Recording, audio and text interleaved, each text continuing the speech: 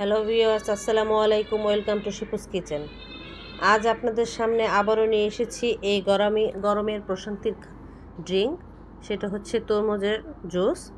এখানে আমি তরমুজ, দুধ, চিনি এবং রুয়াবজা নিয়ে নিয়েছি এই শরবতটা করার জন্য, জুসটা করার জন্য।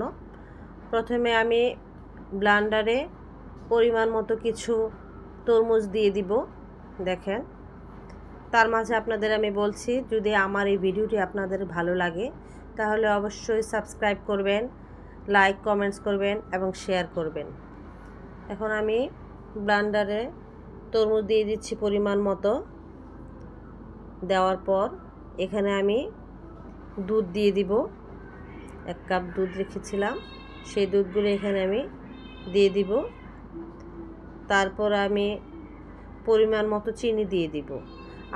আপনারা যেভাবে খান, কেউ একটু মিষ্টি বেশি খান, কেউ একটু কম খান, আপনাদের পরিমাণ মতো আপনারা দিয়ে দিবেন।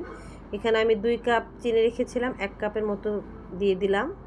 তারপর আমি ঠান্ডা পানি দিয়ে দিলাম, ফ্রিজের পানি। যেহেতু গরম, শরবতটা যদি ঠান্ডা না হয় তাহলে ভালো লাগবে না। আর আমি পরিমাণ মতো দিয়ে দিলাম হচ্ছে চা, 3 চামচ দিয়েছি। আপনারা চাইলে বেশিও দিতে পারেন, চাইলে কমও দিতে পারেন। এখন সবগুলো উপকরণ আমি ব্লেন্ড করে নিব ব্লেন্ডার দিয়ে।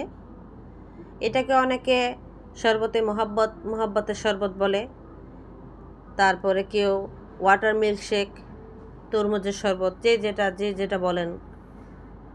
হয়ে গেছে আমার মোহাব্বতের শরবত, এখন পরিবেশন করছি। এর আগে আমি বরফ কুচি দিয়ে রেখেছিলাম গ্লাসগুলোতে। এই গরমে যদি একটু ঠান্ডা না হয় জুসটা, তাহলে ভালো লাগবে না।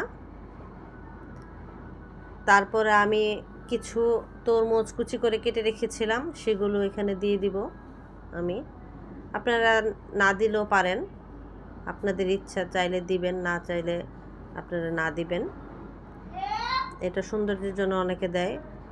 এই মহব্বতের শরবত যেহেতু, তাই মহব্বতের সহিত খাওয়াই ভালো। আমার বাচ্চা এই ড্রিঙ্কটা অনেক পছন্দ করে, দেখেন ও এনজয় করে খাচ্ছে, অনেক পছন্দ করে। অবশ্যই আমাদের সাথে থাকবেন এবং সামনে আরও নতুন নতুন ভিডিও দেখার জন্য আপনাদের আমন্ত্রণ রইল।